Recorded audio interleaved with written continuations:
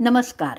आपण ऐकतोय गुरुवर्य स्वामी सवितानंदजी लिखित प्रश्न आमचा उत्तर तुमचं. आपलं पुस्तक क्रमांक चाललं आहे 3. या पुस्तकाचं प्रकाशन केलेलं आहे प्रकाश पर्व प्रकाशन, गुजरात. आजचा आपला लेख चालला आहे 5वा. तुम्ही साधक आहात की परदोष रंजक? तुम्ही साधक आहात? दुसऱ्यांचे दोष पाहणं तुमच्या स्वभावात आहे, रक्तात भिनलेलं आहे? तसं असेल तर साधनेच्या प्रगतीला खूप मोठा अडथळा आहे. स्वभाव बदला, कारण दुसऱ्यांचे दोष पाहिल्यामुळे 2 गोष्टी घडतात. स्वतःचा अहंकार पुष्ट होतो, ते दोष आपल्याला नाही समजून, आणि दुसऱ्याबद्दल कठोर होतो. याची चर्चा आपण पुढे करणार आहोत. आधी एक छानशी गोष्ट, कारण सुरुवातीलाच कंटाळला तर लेख पुढे वाचणारही नाही. आमचे प्रयत्न वाया जातील. सध्या तरी या आशेवर एवढे लेख लिहिले आहेत की पालथ्या घड्यावर पाणी पडत नाही असा विश्वास ठेवूनच. आमचा विश्वास यथार्थ आहे ना?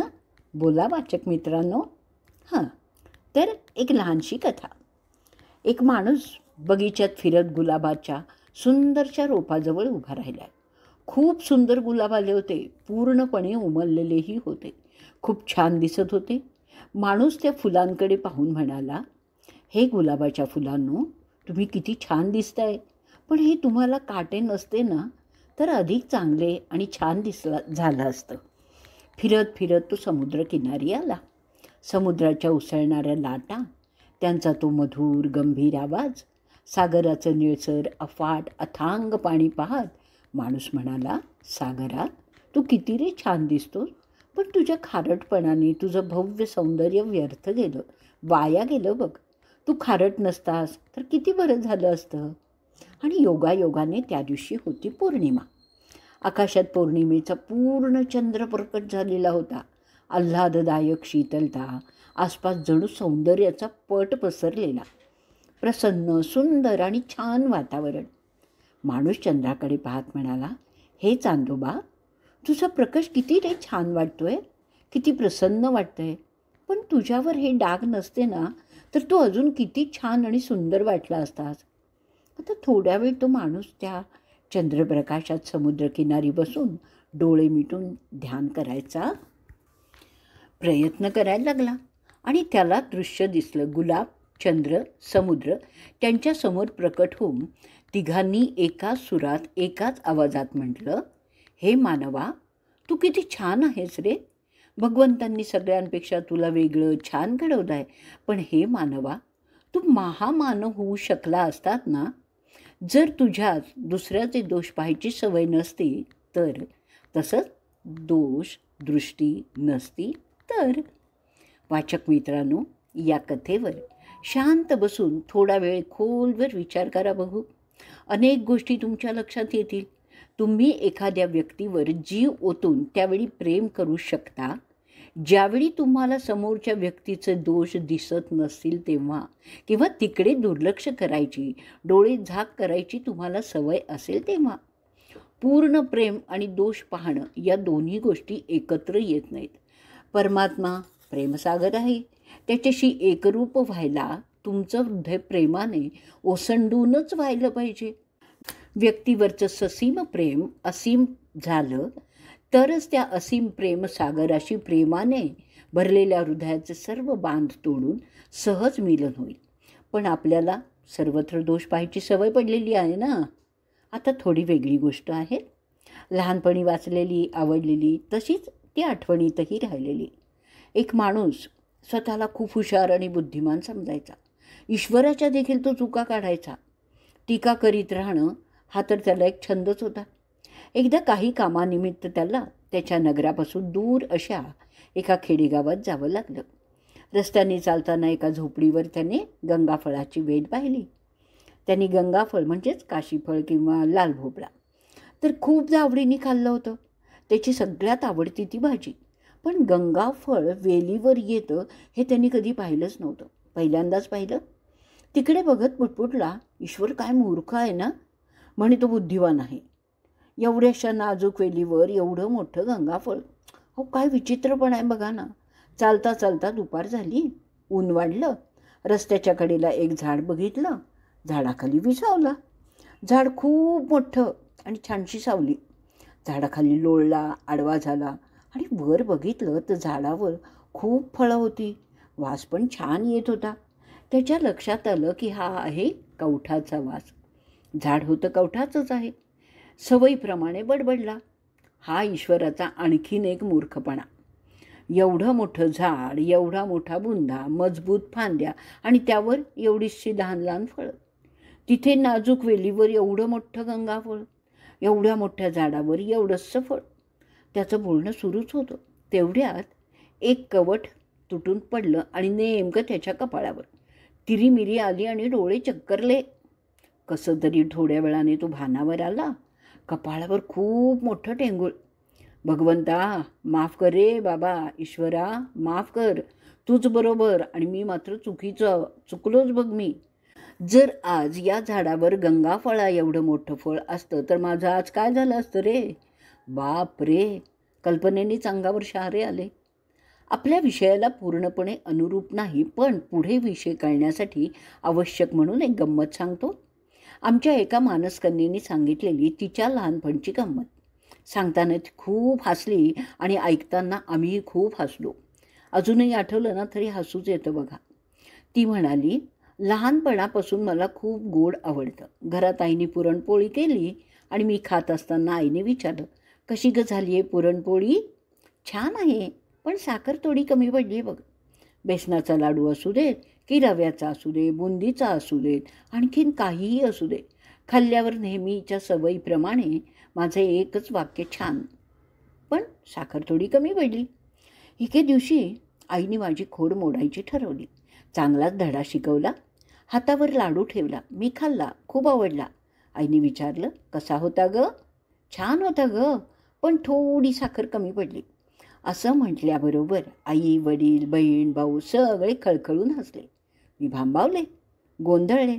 मला कळेच ना की यांना एवढं हसायला काय झालं. शेवटी आईने सांगितलं, अगं वेडाबाई, मी नुसत्या पिठी साखरेचा म्हणजे दळलेल्या साखरेचा तूप टाकून लाडू करून दिलाय तुला.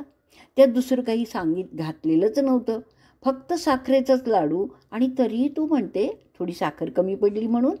आता या कन्येसारख्या आपल्याला काहींनाही सवयी असतात, पण आपल्या सवयी वेगळ्या आणि भगवत भक्त तुकारामांच्या सवयी वेगळ्या.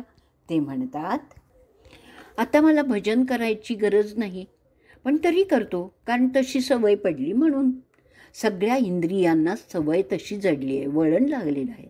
सकल इंद्रिया पडले वळण. सगळ्या इंद्रियांना एकच ध्यास विठ्ठलाचा. डोळे व्याकुळ दर्शनासाठी, कान मुख व्याकुळ त्याच्या नामगजरासाठी, पाय थांबतात त्याच्या मंदिराकडे, आत हात सळसळतात त्याच्या सेवेसाठी किंवा जपमाळेसाठी, नाहीतर तंबोरा चिपळ्यांसाठी, जीवा सुचलेली त्याचं नाम घेण्यासाठी. आता साधक मित्रांनो, तुम्ही आम्ही आपण सर्वांनी आपल्याला असंच वळण लावलं तर. तुम्ही म्हणाल तुकोबांना शक्य झालं, आपल्याला कसं शक्य होईल. मन किती चंचल हा प्रश्न अनादी आहे. पातंजल योगसूत्रात पण याची चर्चा आहे. हा प्रश्न अर्जुनाने पण विचारला होता. दोन्ही ठिकाणी उत्तर एकच आहे, अभ्यासेन ते कौंतेय वैराग्येणच गृह्यते. या सूत्राची सविस्तर चर्चा नंतर केव्हा तरी किंवा इतर ग्रंथात तुम्ही पाहू शकता. आपल्याला इथे फक्त माऊलींचं एक वाक्य लक्षात घ्यायचं आहे. खूप छान आणि अर्थपूर्ण आहे ती ओवी. काजे या मनाचे एक निकोजे, हे देखिले गोडीची या ठाया सोके, म्हणोनी अनुभव सुखची कवतके, दावीत दायिजे. या मनाची एक गोष्ट चांगली आहे, ती अशी की ते म्हणजे त्याला एकदा गोडी लागली की ते अनुभवलेल्या गोडीच्या ठिकाणीच थबकतं, धावतं. म्हणून त्याला कौतुकाने आत्मानुभव सुखच असं वारंवार दाखवलं जावं. बिडी, सिगरेट, अफू, गांजा, इतर नशा तशा भयंकर आणि त्याज्य पदार्थांची जर गोडी मनाला लागली ना, तर ते त्यात किती आसक्त होतं हे तुम्ही त्या व्यसनी लोकांच्याकडे बघून आपोआप तुम्हालाही कळेल. मग त्या मनाला नामस्मरणाची, जपाची, ध्यानाची गोडी लावली तर तुम्ही म्हणाल आमचं मन कमजोर आहे. कठोरता आणि दोषदृष्टी स्वभाव झाला ना की तो कसा बदलणार. बदलतो. प्रार्थना हा त्यावर उत्तम उपाय आहे बघा. अमेरिकेतील एका दंपतींनी एका कुंडीत निवडुंगाचं रोप लावलं. निवडुंगाचे काटे खूप बोचले तर ते काढणंही कठीण होतं. ही दंपती रोज सकाळी किंवा संध्याकाळी त्या निवडुंगाच्या झाडाजवळ बसायची, प्रार्थना करायची आणि मग त्या निवडुंगाकडे प्रेमाने बघत म्हणायची, की तू इथे ना आमच्या घरात पूर्णपणे सुरक्षित आहेस बघ. कोणी माणूस तुला त्रास देणार नाही. पशु पक्षींपासूनही तुला काहीही त्रास होणार नाही. तुला तुझ्या सुरक्षतेसाठीच हे काटे धारण करायची काय गरज आहे. हा त्यांचा नित्यक्रम. काही महिन्यांनी त्यांच्या लक्षात आलं की काटे बोथट होत आहेत. विश्वास वाढला, उत्साह वाढला आणि त्यानंतर वर्षभराने त्या निवडुंगाला ज्या नवीन फांद्या आल्या ना, त्यांना काटेच नव्हते. साधक मित्रांनो, तुमचा स्वभाव निवडुंगासारखा काटेरी असू देत, कठोर असू देत, दोषदृष्टीचा असू देत, रोज रात्री झोपण्यापूर्वी आपल्या इष्ट देवतेला, उपास्य देवतेला प्रार्थना करा की हे प्रभू, मी माझ्या या स्वभावदोषाने तुमच्यापासून दूर आहे. हा स्वभावदोष दूर करणं मला शक्य नाही आहे. तूच कृपा कर. तूच हा दोष माझा दूर करू शकतोस. कळवळून सूरदासाचं भजन म्हणा.